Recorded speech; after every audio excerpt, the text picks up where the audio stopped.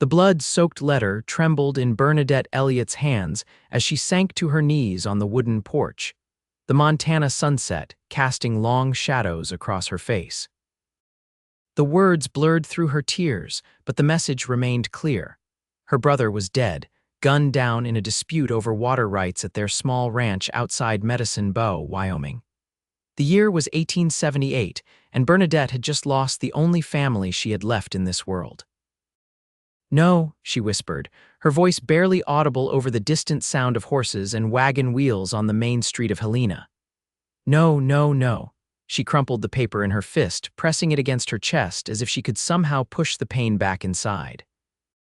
3 days later, she stepped off the stagecoach in Medicine Bow, Wyoming territory. The dust kicked up around her ankles as she clutched her small valise.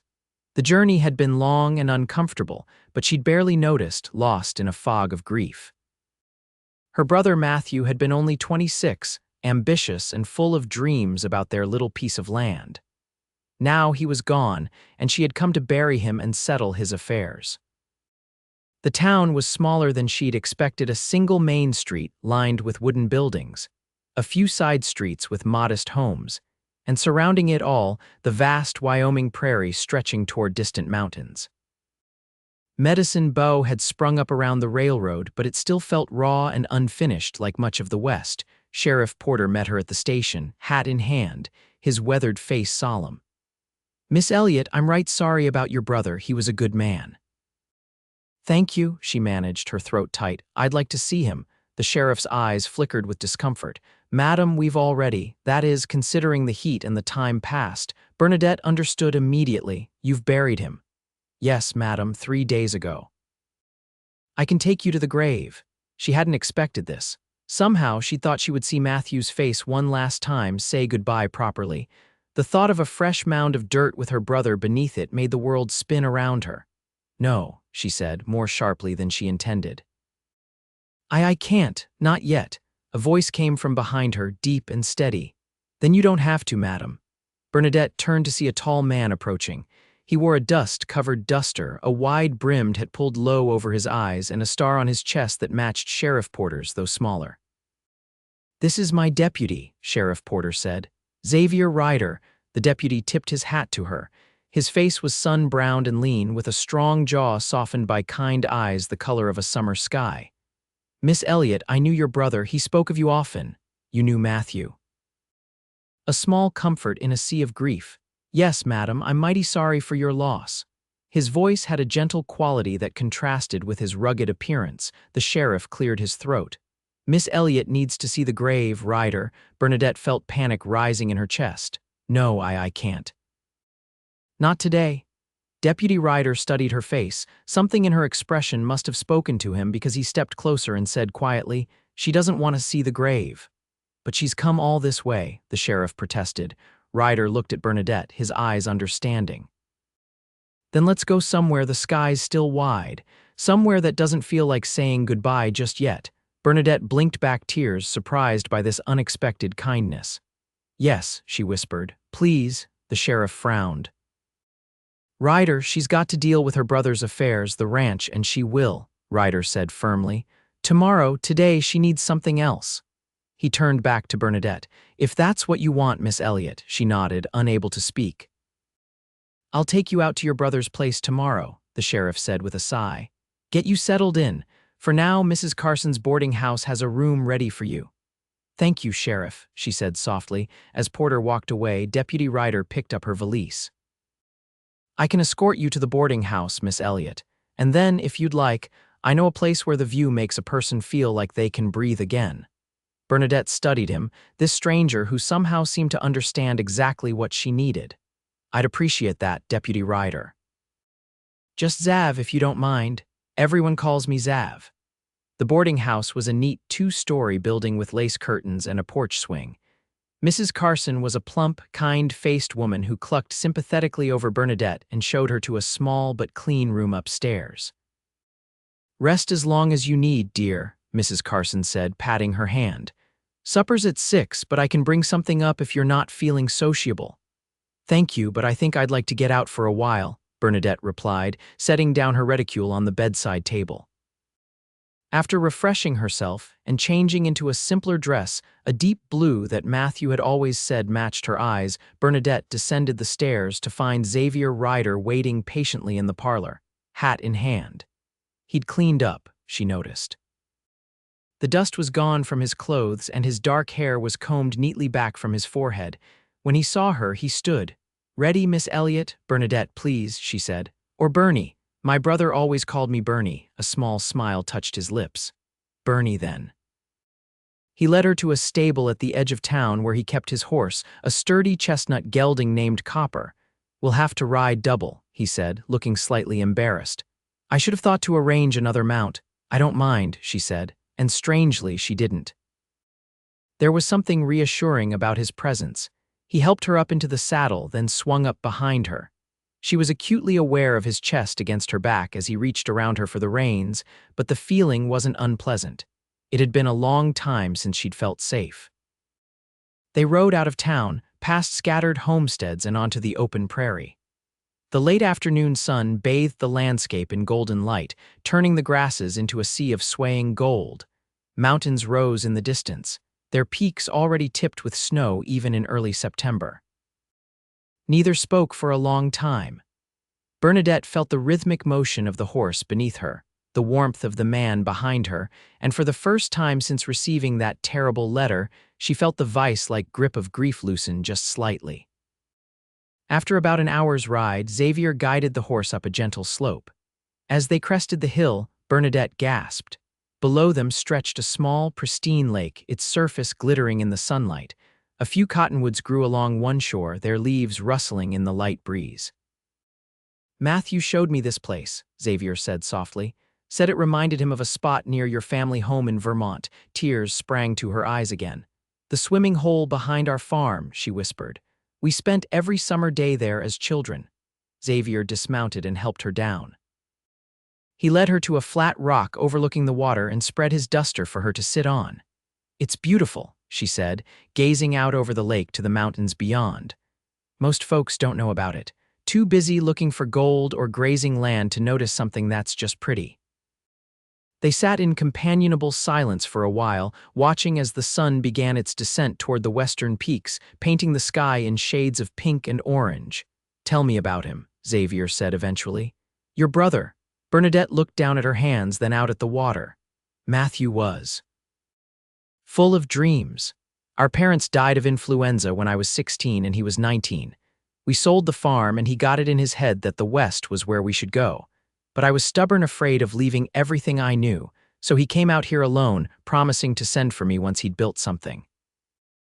"And you stayed in Vermont," she nodded. "I took a position as a school teacher. Every month I'd get letters from him, each one more enthusiastic than the last. He finally saved enough for a small ranch 2 years ago. He kept asking me to come, but I was comfortable, I suppose. Too comfortable to take a risk. And now you've come anyway." "Yes," she brushed away a tear. "Too late." Xavier was quiet for a moment. He was proud of that ranch, worked harder than any man I've known to make something of it. "How did you know him?" "I helped him break some horses last spring. Spent a few weeks out at his place. He talked about you constantly, his smart sister back east, too sensible to come out to this God-forsaken territory, as he put it." Xavier smiled slightly. "He had a photograph of you on his mantle. The one from my 20th birthday. You were wearing a blue dress, standing in front of a white house." She nodded, remembering the day. "I'm 23 now. I should have come when he first asked me." Her voice broke. "I just never thought. You couldn't have known," Xavier said gently. "How did it happen?" "The letter only said there was a dispute over water rights." Xavier sighed, looking out over the lake. "There's a creek runs through your brother's property. Small, but it flows year-round. Valuable out here. A rancher named Wainwright has the adjacent land. He's been trying to divert the creek to his property. And my brother objected. Rightly so. The law was on his side, but Wainwright doesn't much care for laws that don't favor him." Xavier's jaw tightened. Matthew went to confront him about a dam Wainwright's men had built. Words were exchanged, then shots. "Did you arrest this Wainwright?" Her voice had gone cold. Sheriff Porter tried, but Wainwright claims self-defense, and he has 3 ranch hands swearing Matthew drew first. Xavier looked at her directly. "I don't believe it for a second." Your brother wasn't the type to start shooting. No, she agreed quietly. He wasn't. The sun was setting now, the sky ablaze with color. Xavier stood and offered his hand. We should start back before it gets dark. She took his hand and let him pull her to her feet. Thank you for bringing me here. Your brother loved this place, said it made him feel close to home. As they rode back to town, Bernadette leaned against Xavier's chest, exhausted by grief and the long journey. She must have dozed off because the next thing she knew, he was gently shaking her awake. We're back, Bernie, he said softly. She blinked, disoriented for a moment. They were in front of the boarding house, the windows glowing with lamplight. I'm sorry, she murmured, embarrassed. No need to apologize. You've had a long day. He helped her down and walked her to the door. Sheriff Porter will come by in the morning to take you out to the ranch. I'd do it myself, but I've got to ride out to the Thompson Place trouble with rustlers. I understand, she said, though the thought of facing her brother's home without his steady presence made her anxious. As if reading her thoughts, he added, I'll come by when I get back. Make sure you're settling in all right. Thank you, Deputy Ryder. She managed a small smile. For everything. Zav, he reminded her. Zav, she repeated. Good night. Inside, Mrs. Carson insisted she eat something, though Bernadette had little appetite. The other boarders, a young bank clerk, an elderly widow, and a traveling salesman were kind, but mercifully didn't press her with too many questions. After the simple meal, she retreated to her room, exhausted but unable to sleep. She unpacked her few belongings, including the last letter Matthew had sent her, dated just 3 weeks earlier. His bold, slanting handwriting filled the pages with descriptions of the ranch, the town, his hopes for the future. Reading it now, knowing he was gone, was almost unbearable. The next morning, Sheriff Porter arrived promptly at 8. He drove a buckboard wagon and didn't speak much as they left town, heading north. After about 5 miles, he turned onto a narrow track that led toward a cluster of buildings nestled against a rise of land. Bernadette's heart contracted at the sight of the modest ranch house, a small barn and a corral where several horses grazed. This was what Matthew had been so proud of, what he'd worked so hard to build. And now it was hers, a legacy she hadn't wanted, not like this. It's not much, the sheriff said gruffly, but it's good land. It's more than I expected, she replied honestly. The house was simple but well built. 2 rooms downstairs, a kitchen and a living area, and a small loft bedroom accessed by a ladder. Everything was neat but unmistakably masculine. A rifle hung over the stone fireplace.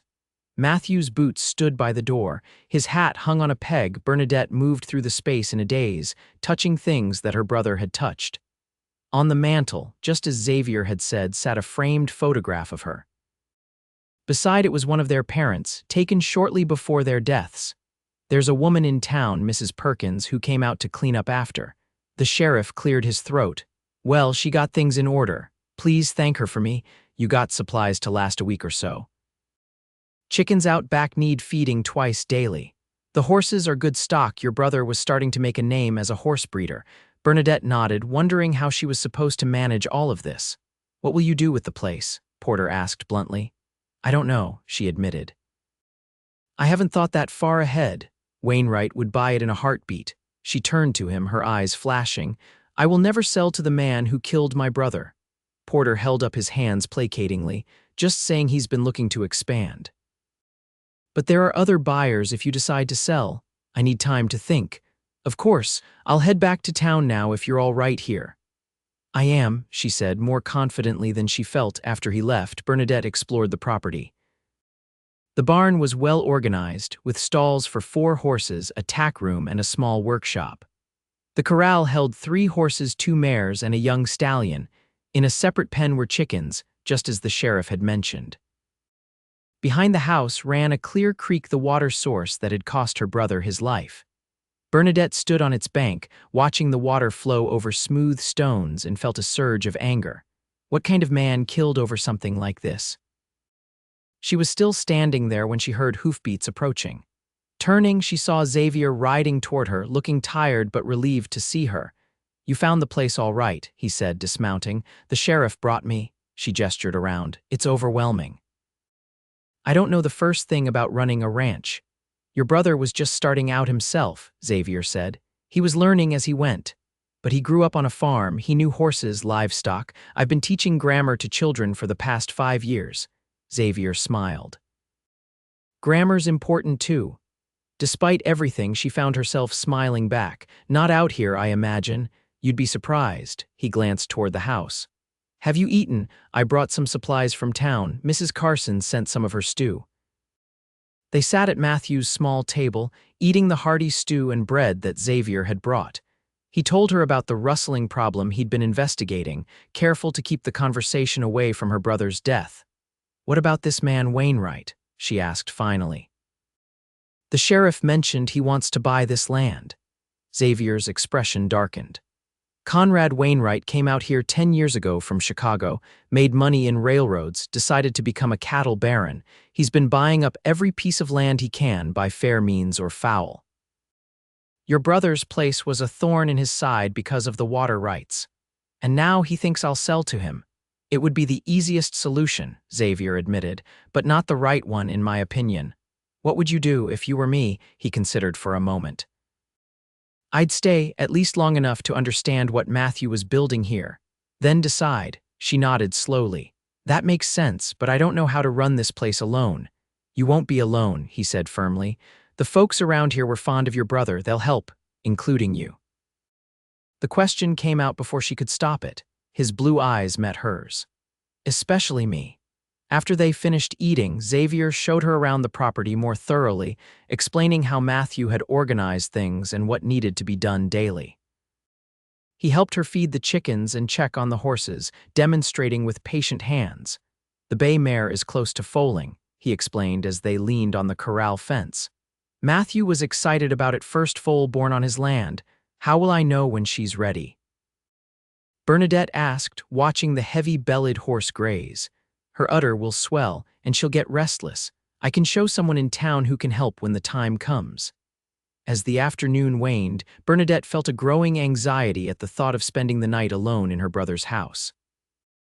As if sensing her unease, Xavier said, I can stay in the barn tonight if you'd like, in case you need anything. Relief flooded through her. Would you? I know it's an imposition. It's not, he assured her. I promised your brother once that I'd look out for you if you ever came out here.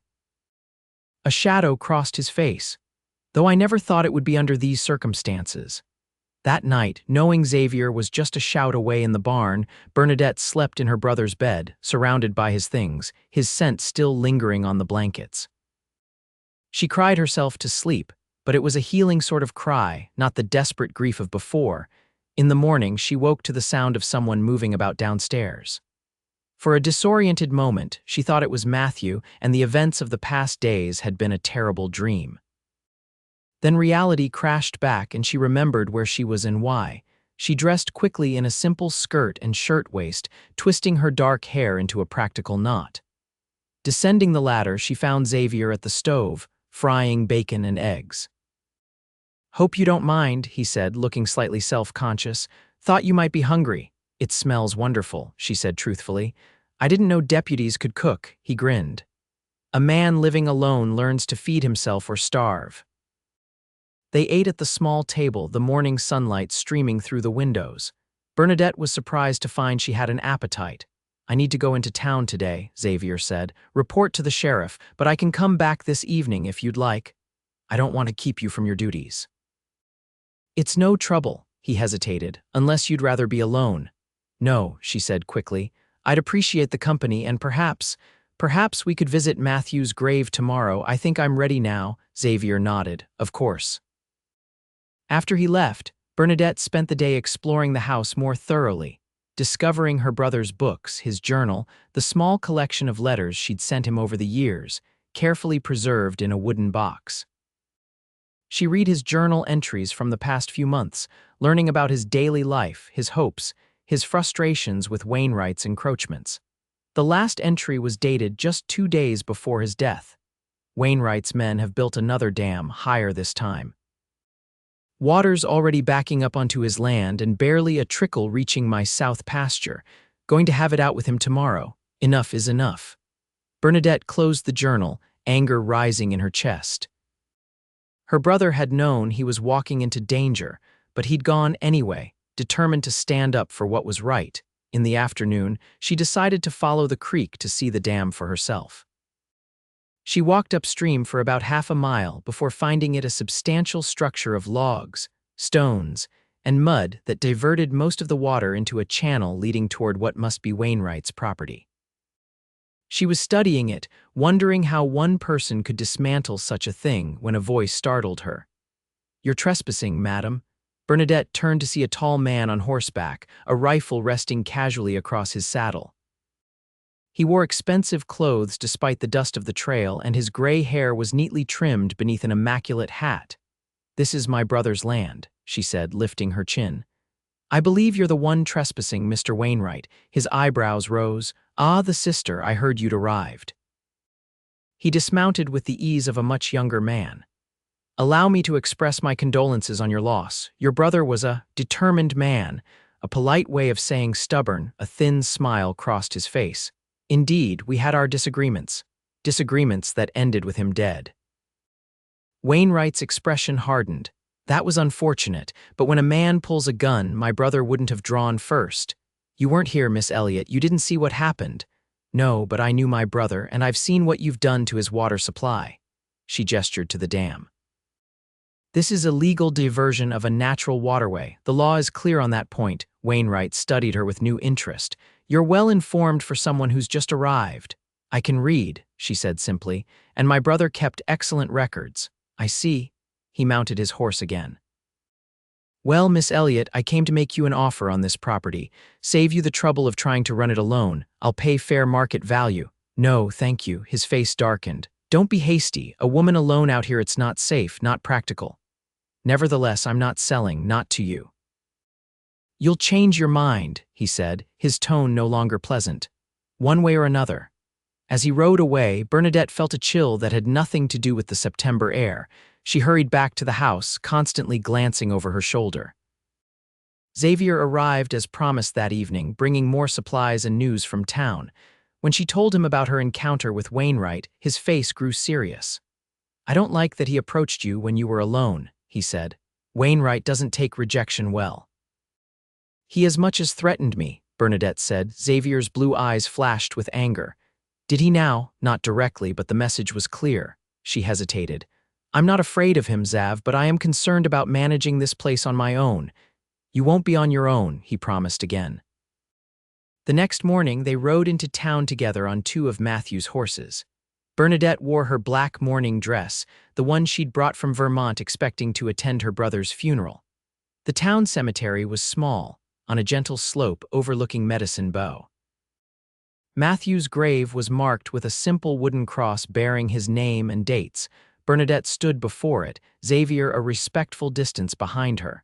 She'd thought she would break down, but instead she felt a strange calmness. This wasn't Matthew, not really. Matthew was the ranch he'd built, the horses he'd trained, the dreams he'd pursued. "I'll make you proud," she whispered to the grave. "I promise." As they walked back to their horses, Xavier said, "There's someone I'd like you to meet if you're up to it." He took her to a small house on the edge of town. A middle-aged woman with kind eyes and work-worn hands greeted them warmly. "Bernie, this is Mrs. Perkins. She helped look after your brother's place after. Well, she's been a good friend to many of us." "I'm pleased to meet you," Bernadette said, extending her hand. "Sheriff Porter mentioned you'd clean the house. I wanted to thank you." "It was the least I could do," Mrs. Perkins said, ushering them inside. "Your brother was a fine young man. Over tea, Mrs."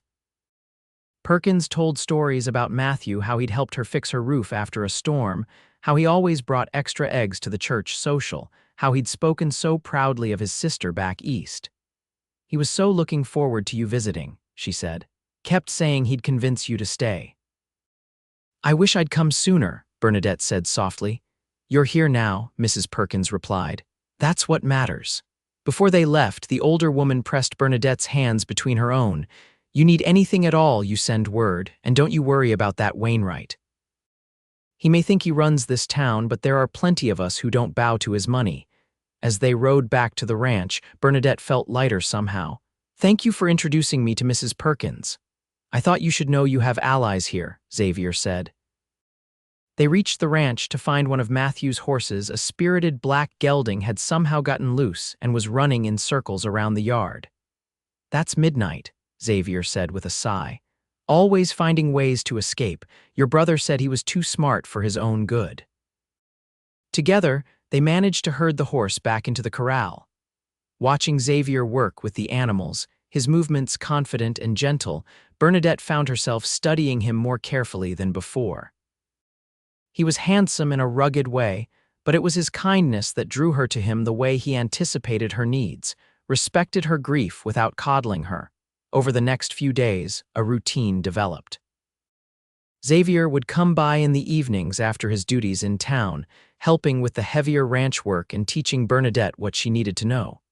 They would share a simple supper, talk by the fire, and then he would sleep in the barn while she took the house. One evening, about a week after her arrival, they were sitting by the fireplace when Xavier suddenly said, "I've been thinking about that dam." Bernadette looked up from the sock she was darning. "What about it?" "It needs to come down. The law's clear. Wainwright can't divert that water." "But the sheriff won't enforce it. He as much as told me so." Xavier's jaw tightened. "Porter's a good man, but he's cautious. Wainwright employs half the town in some way or another.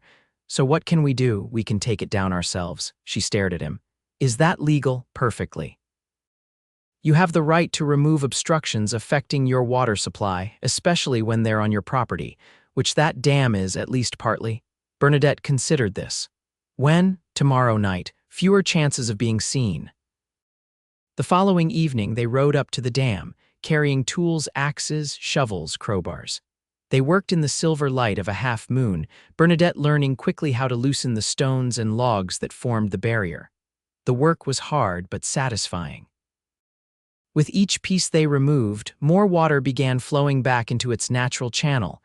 They were nearly finished when Bernadette heard the distinctive click of a rifle being cocked. "Step away from the dam," a harsh voice ordered. Bernadette froze. Xavier moved slightly, positioning himself between her and the voice.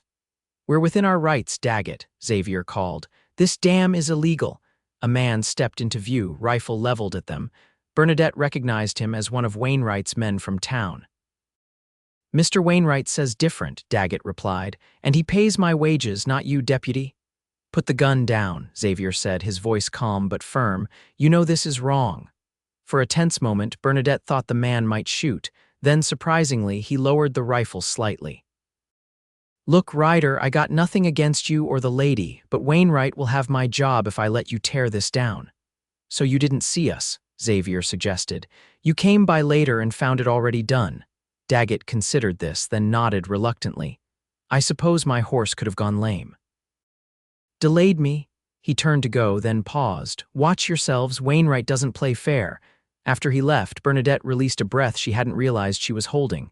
"That was close." "Daggett's not a bad sort," Xavier said. "Just a man trying to keep his job." He looked at their handiwork. "We've done enough. The water's flowing again." They rode back to the ranch, the night quiet around them. As they approached the house, Xavier suddenly reined his horse to a stop, holding up a hand for Bernadette to do the same. "Something's wrong," he whispered. In the moonlight, Bernadette could see that the front door of the house stood open, swinging slightly in the breeze. "Stay here," Xavier ordered, dismounting and drawing his pistol. "No," she said, sliding down from her own horse. "It's my home." He gave her a long look, then nodded. "Stay behind me." They approached the house cautiously. Inside, they found chaos. Furniture had been overturned, Matthew's books and papers scattered across the floor. Upstairs, Bernadette's few belongings had been strewn about, her brother's journal ripped apart. "Wainwright," Xavier said grimly. "But why? What was he looking for?" "A message. That he can reach you whenever he wants." Bernadette felt violated, angry, but strangely unafraid. "He'll have to do better than this to scare me off." Xavier looked at her with something like admiration. "You're something else, Bernie Elliott." They spent the next hour setting the house to rights. When they finished, Xavier said, "I'm not leaving you alone tonight, not after this, the barn. No, I'll sleep by the fireplace, where I can hear if anyone approaches." She didn't argue. The thought of being alone in the house after the break-in was unnerving. Xavier made up a pallet by the hearth while Bernadette climbed to the loft. Despite her exhaustion, sleep was elusive. The vandalism of her home, for she had begun to think of it as hers, filled her with a cold anger. Eventually, she heard Xavier's steady breathing below, and it comforted her enough to drift off. The next morning, they rode into town to report the break-in to Sheriff Porter. His office was a small building next to the jail, with wanted posters papering the walls and a pot of coffee perpetually brewing on the stove. Wainwright's men, most likely, Porter said after hearing their story, but proving it is another matter. They also tried to stop us removing the dam, Xavier added. Porter sighed. I heard about that too. Wainwright was in here first thing this morning demanding I arrest you both for destroying his property. It wasn't his property, Bernadette said firmly. The creek runs through my land. I know that, Miss Elliott. I told him as much. Porter rubbed his whiskered chin. But this feud is getting dangerous. Wainwright's not a man to cross lightly. So we should just let him steal our water and vandalize our home, Bernadette demanded. Porter looked at Xavier. You've got her saying our now, I notice. Xavier's cheeks colored slightly. Miss Elliott is determined to keep her brother's ranch running. I'm just helping out. Uh-huh. Porter didn't look convinced. Well, I'll look into the break-in, but don't expect much. Wainwright's men know how to cover their tracks. As they left the sheriff's office, Bernadette was seething. So he does nothing and Wainwright gets away with it. The law has its limits out here, Xavier said, but that doesn't mean we're helpless. They were crossing the street when a voice called out, Deputy Ryder. They turned to see a young boy running toward them, his face urgent. Deputy, come quick. There's trouble at the saloon. Xavier hesitated, looking at Bernadette. Go, she said. I'll wait for you at Mrs. Carson's. I won't be long, he promised, then hurried after the boy. Bernadette watched him go, then made her way to the boarding house. Mrs. Carson welcomed her warmly, insisting she stay for lunch. Bernadette agreed, feeling a strange mix of emotions. In just over a week, she'd gone from a grief-stricken sister to a determined rancher defending her property. And in the midst of it all, there was Xavier, steady, supportive, increasingly important to her. She was helping Mrs. Carson prepare vegetables for a stew when the older woman said casually, So, you and the deputy seem close. Bernadette nearly sliced her finger. He's been very helpful. I couldn't manage the ranch without him. Mrs. Carson smiled knowingly. He's a good man. One of the best in these parts, if you ask me. Yes, he is, Bernadette agreed softly. Never seen him take to anyone the way he has to you, Mrs. Carson continued. Spends every evening out at your place, I hear. He sleeps in the barn, Bernadette said quickly. Mrs. Carson laughed. I wasn't suggesting otherwise, dear, though half the unmarried women in town would gladly offer him more comfortable accommodations. Bernadette felt an unexpected pang of jealousy at the thought. Has he courted anyone here? Not seriously. Mrs. Carson paused in her chopping. There was a girl about a year ago, station master's daughter, but nothing came of it. Xavier keeps to himself mostly, does his duty, helps where he can, but doesn't let many people close. She gave Bernadette a sidelong glance, until now. Before Bernadette could respond, the front door burst open and Xavier appeared, his face grim. Bernie, we need to go now, she set down the knife. What's happened? Fire at the ranch. One of the Thompson boys rode past and saw smoke. Bernadette's heart seemed to stop. How bad? Don't know yet. I've got horses outside. They rode hard, Xavier leading the way. As they crested the final rise before the ranch, Bernadette saw the smoke, thick and black, rising from behind the house. The barn, she gasped. They galloped into the yard to find the barn fully engulfed in flames. The heat was intense, the roar of the fire drowning out all other sounds. A bucket brigade had formed neighboring ranchers who'd seen the smoke and come to help. Xavier leaped from his horse and joined them. Bernadette ran to the corral where the horses were frantically pacing, terrified by the fire. She counted quickly, all accounted for, thankfully. Someone had let them out of the burning barn. For 2 hours they fought the fire, passing buckets of water from the creek, but it was a losing battle. By the time the flames died down, the barn was nothing but smoldering ruins. This was deliberate, said John Thompson, wiping soot from his face. Fire started in at least 3 places. Somebody wanted this barn gone. Wainwright, Bernadette said, her voice flat. The neighbors exchanged glances. They all knew, but none wanted to say it aloud. We'll help you rebuild, offered Henry Miller, whose ranch bordered hers to the east. Can't let a neighbor lose their livelihood. Thank you, Bernadette said, touched by their support. As the others began to disperse, promising to return the next day to start clearing the debris, Xavier approached Bernadette. His face was blackened with soot, his shirt singed in places. Are you all right? He asked. She nodded, though she felt far from all right. The horses are safe. The house wasn't touched. We can rebuild. Bernie. He hesitated. This is escalating. Wainwright's sending a clear message. I know. She looked at the smoking ruins. But I'm not giving in. This is Matthew's legacy. I won't let that man take it. Xavier's blue eyes searched her face. You've changed since you arrived. Have I? The woman who stepped off that stagecoach wouldn't have stood her ground against Conrad Wainwright. She considered this. Perhaps not, but she didn't know what she was capable of yet. He smiled slightly. I think I knew. They stood in companionable silence, watching the last wisps of smoke rise into the twilight sky. Then, surprising herself, Bernadette reached for his hand. His fingers closed around hers, warm and strong. What now? She asked softly. Now we rebuild. And we find a way to stop Wainwright before he does worse. The rebuilding began the next morning. True to their word, the neighboring ranchers arrived at dawn, bringing tools, lumber, and willing hands. Bernadette was overwhelmed by their generosity. These were people who could ill afford to spare time from their own ranches, yet here they were, helping a newcomer they barely knew. Your brother was well liked, Henry Miller explained as they worked, and folks around here stick together against bullies like Wainwright. The women came too, bringing food and encouragement. Mrs. Perkins organized them into a cooking crew, ensuring the men were well fed throughout the day. Bernadette worked alongside them all, learning as she went. By sundown, the foundation and frame of the new barn were in place. It would be smaller than the original, but sturdy and functional. Xavier had been absent most of the day, his duties in town keeping him away, but he arrived as the others were leaving.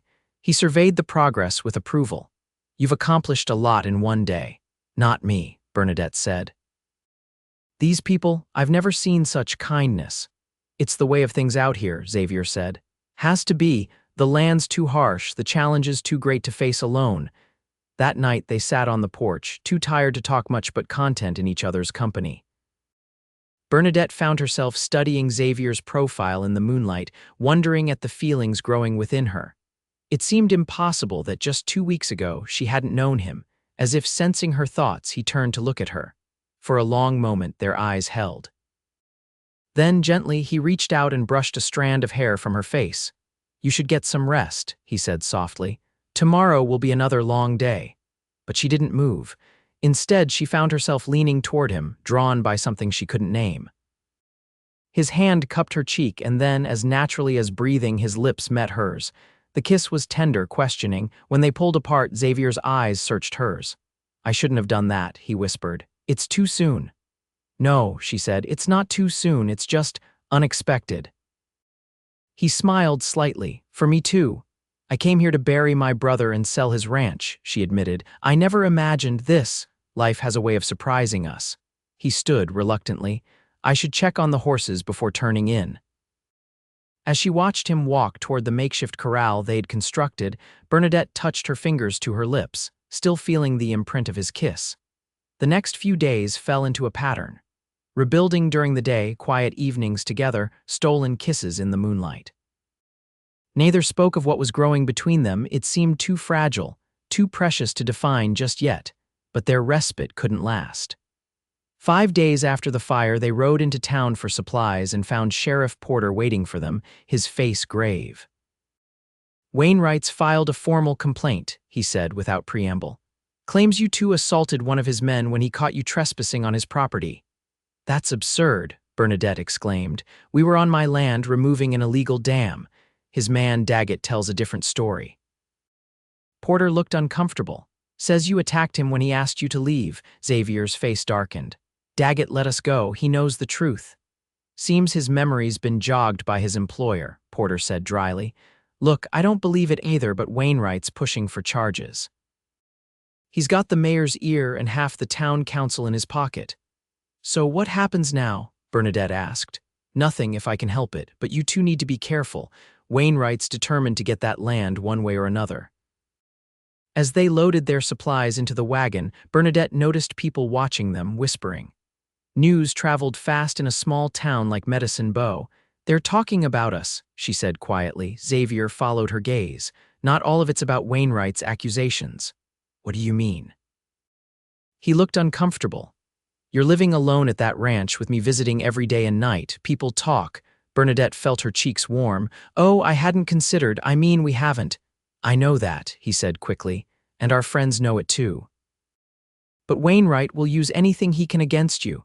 On the ride back to the ranch, Bernadette was quiet, thinking. By the time they arrived, she'd made a decision. "I'm going to sell," she said as they unloaded the supplies. Xavier stared at her. "What? No, Bernie, you can't." "Not to Wainwright," she clarified. "Never to him, but to someone else. Mr. Miller mentioned his son wants to start his own place, or perhaps one of the other neighbors." "But why? You fought so hard," she sighed. "Because Wainwright won't stop. The fire, the vandalism, now these false accusations.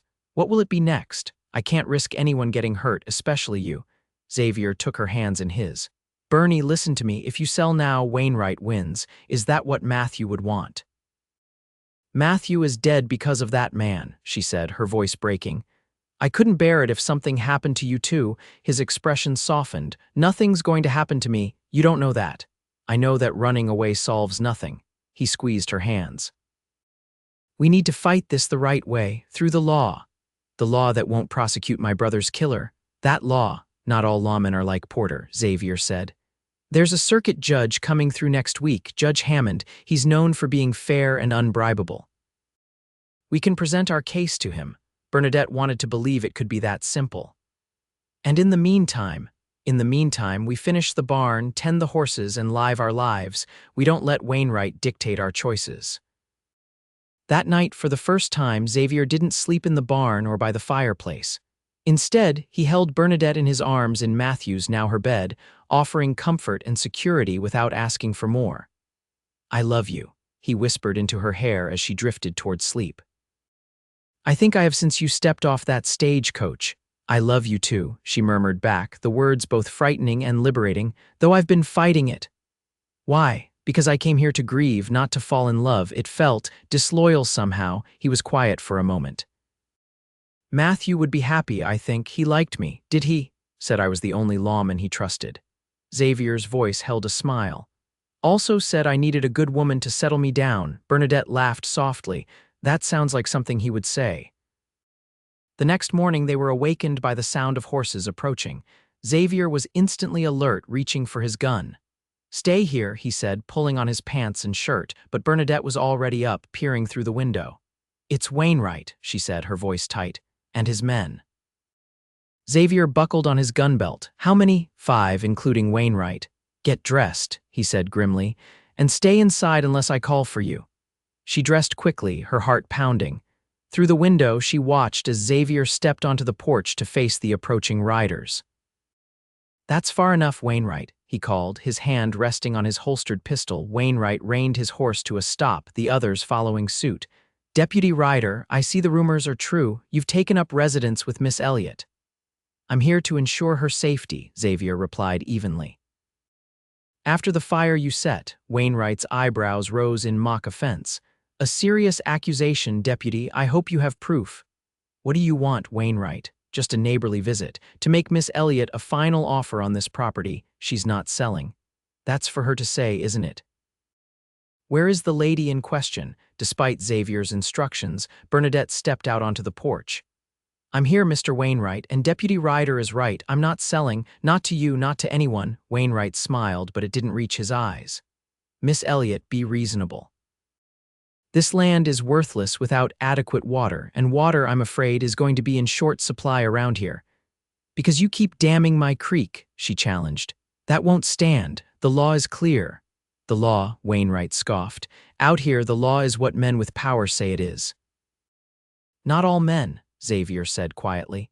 "Judge Hammond arrives next week. I've already sent word about your illegal activities. He'll be very interested in hearing about them." For the first time, Wainwright looked uncertain. "Hammond, he has no jurisdiction here." As a federal circuit judge, he has jurisdiction everywhere in the territory, Xavier replied. And unlike some, he can't be bought. Wainwright's face darkened. This isn't over, Ryder, not by a long shot. He turned to his men. Let's go. As they rode away, Bernadette let out a shaky breath.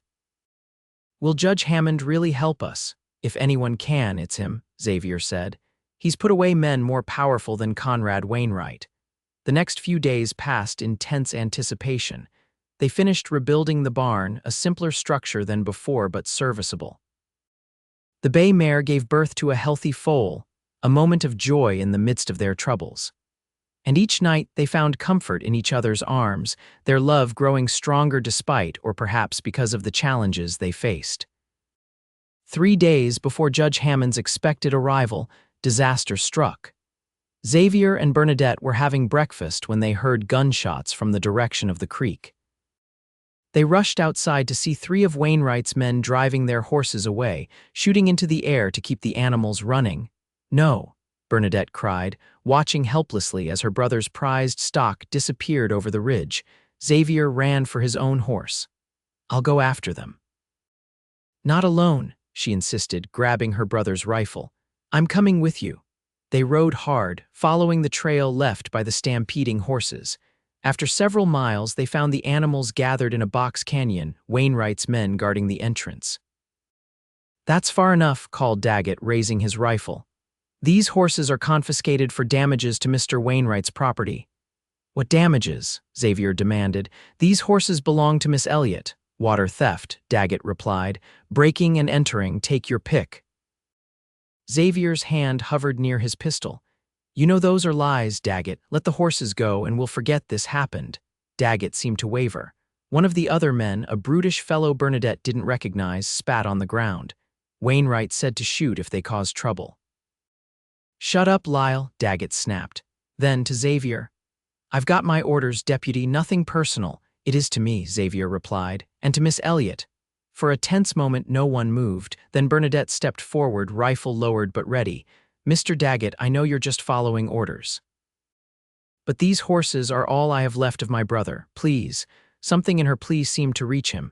Daggett hesitated, then cursed under his breath. All right, take them and go, but I didn't see you and you didn't see me. Daggett, what the hell? The man called Lyle protested. Shut up and ride, Daggett ordered. We'll tell Wainwright they got away. As the 3 men rode off, Xavier turned to Bernadette with admiration. That was well done. She smiled tremulously. I wasn't sure it would work. You reached the decent man underneath the hired gun, Xavier said. Not everyone can do that. They rounded up the horses and drove them back to the ranch, relieved but aware that Wainwright's tactics were escalating. That night they took turns keeping watch, neither willing to risk another surprise attack. The next day, they rode into town to send an urgent telegram to Judge Hammond, detailing the latest incident. As they left the telegraph office, they nearly collided with Sheriff Porter. I was just coming to find you, he said, his expression grave. There's been a development. He led them to his office, where a young man in dusty clothes waited nervously. This is Jim Turner, Porter said. He worked for Wainwright. Tell them what you told me, Jim. Turner twisted his hat in his hands. Mr. Wainwright's planning something big. Overheard him talking with some of the boys. Said he's tired of waiting, going to settle things once and for all. When? Xavier asked sharply. Tonight, said to be ready to ride at midnight. Bernadette felt cold dread wash over her. He's coming for the ranch, seems likely, Porter agreed. And this time I don't think he's planning to stop at burning a barn. Xavier's face hardened. We need to prepare. Sheriff, can you spare any men? Porter looked uncomfortable. Officially, my hands are tied. Wainwright's got too much influence with the town council. He paused. Unofficially, I might take a ride out to the Elliott place tonight, just to check on things. Thank you, Bernadette said, recognizing the risk the sheriff was taking. They spent the day gathering allies. Henry Miller and his 2 grown sons promised to come. John Thompson and his brother as well. By late afternoon, they had 8 men committed to helping defend the ranch, not counting Xavier and Sheriff Porter. As they made final preparations, Bernadette found Xavier in the barn, checking his pistol. Are you afraid? She asked quietly. He considered the question. Cautious, he said finally, But not afraid, we've got right on our side and good men backing us. And after, she asked, if we survive this night, he holstered his weapon and took her hands in his. After, I hope you'll marry me, Bernadette Elliott. Her heart seemed to stop, then race ahead. Xavier Ryder, are you proposing to me on the eve of a possible gunfight? He smiled, a touch sheepishly. I guess I am. Not very romantic, is it? On the contrary, she said, stepping closer to him. I think it's perfectly romantic. And yes, I will marry you after we survive this night. He kissed her then, deeply and thoroughly, as if sealing their promise. When they parted, both were breathing harder. One more thing to fight for, he murmured. Their defenders began arriving at sunset, bringing extra weapons and grim determination. They positioned men around the property in the new barn, behind the corral in the house itself. Sheriff Porter arrived last, leading 3 more men. These boys volunteered, he explained. Tom here is Mrs. Carson's son, says you've been kind to his mother. Bernadette felt humbled by their support. Thank you, all of you. This isn't your fight, begging your pardon, madam, interrupted Henry Miller, but it is our fight. Has been since Wainwright moved in and started throwing his weight around. We're just grateful for the chance to finally stand up to him. As midnight approached, a tense silence fell over the ranch. Bernadette, despite Xavier's objections, had refused to hide in the house. Instead, she stayed near him on the porch, her brother's rifle ready. They're coming, Henry's son called softly from his position near the creek.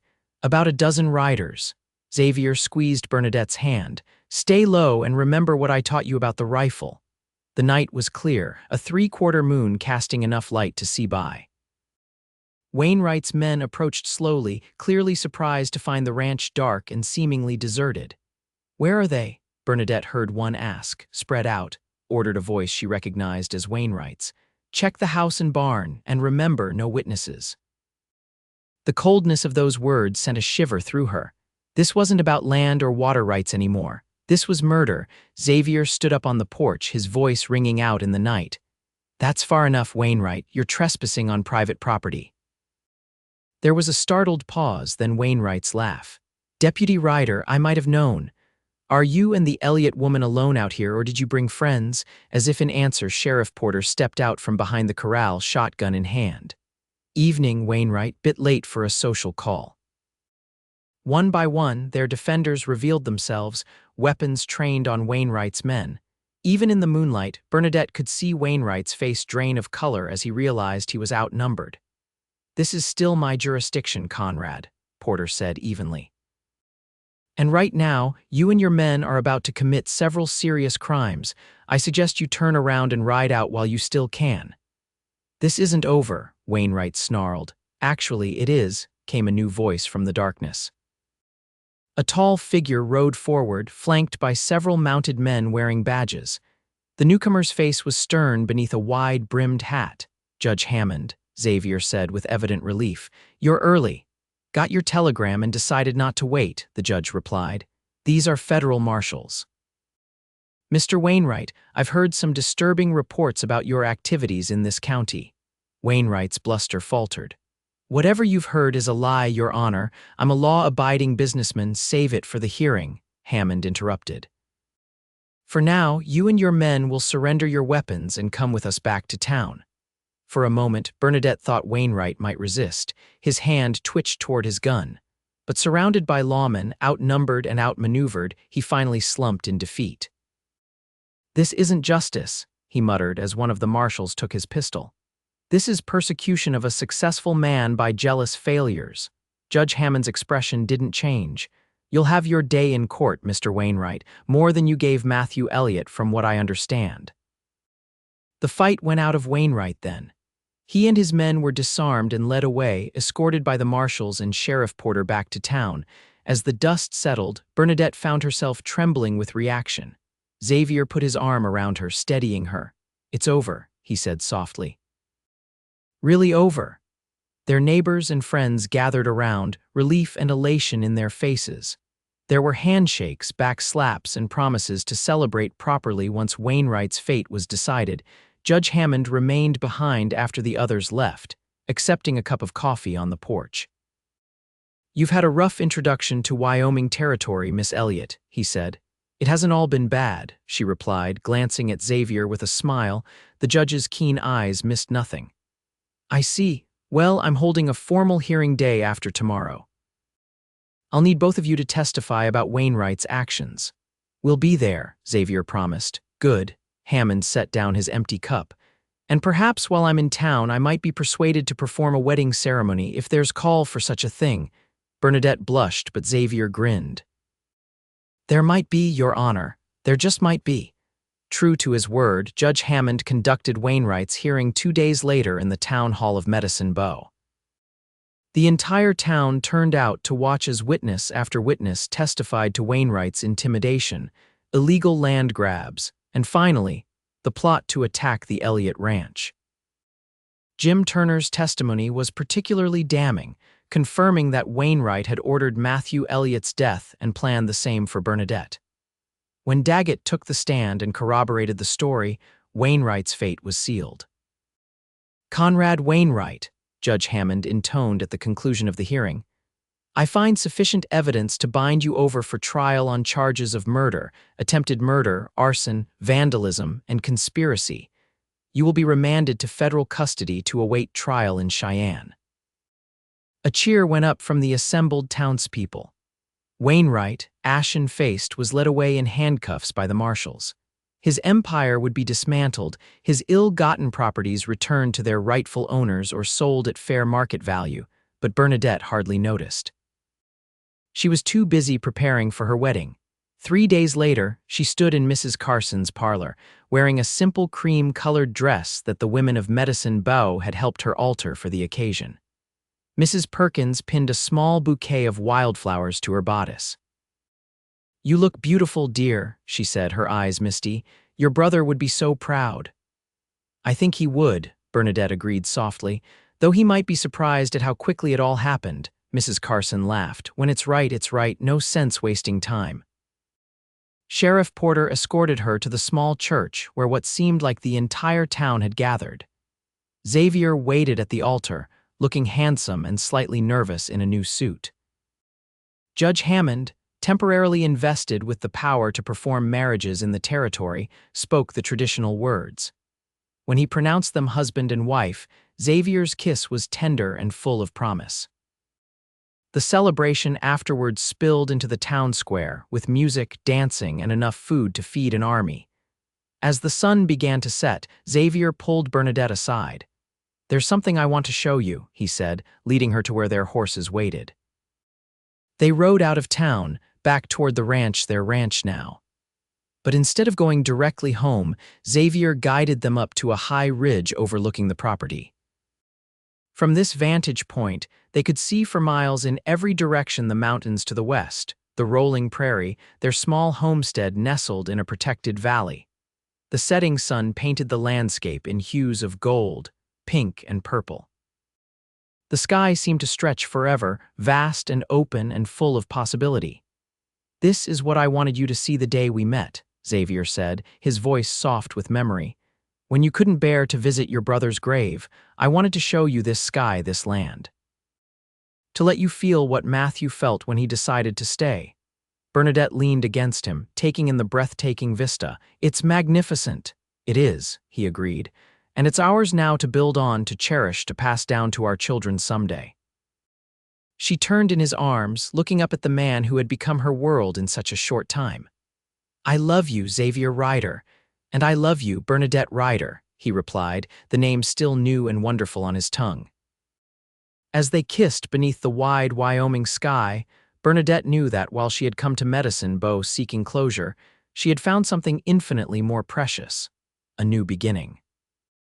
1 year later, Bernadette stood on the porch of their expanded ranch house, watching Xavier lead their newest foal around the corral. The ranch was thriving. They had doubled their horse stock, added cattle, and built a reputation for breeding some of the finest horses in the territory. Medicine Bow had changed too. With Wainwright gone, convicted, and sentenced to life imprisonment, the town had grown more prosperous, more equitable. Sheriff Porter had finally retired, and Xavier had been elected to take his place, though he still found time to work the ranch alongside Bernadette. She rubbed her swollen belly, feeling their first child move beneath her hand. The baby was due in just over a month, and they had prepared the nursery with loving care, painting the walls a soft yellow that reminded Bernadette of the prairie in summer. As she watched her husband, she thought about the journey that had brought her here. The grief that had seemed insurmountable, the courage she hadn't known she possessed, the love that had blossomed in the most unexpected circumstances. Xavier looked up, caught her watching him, and smiled that same smile that had first warmed her heart on the day they met. He secured the foal and walked toward her, his stride sure and purposeful.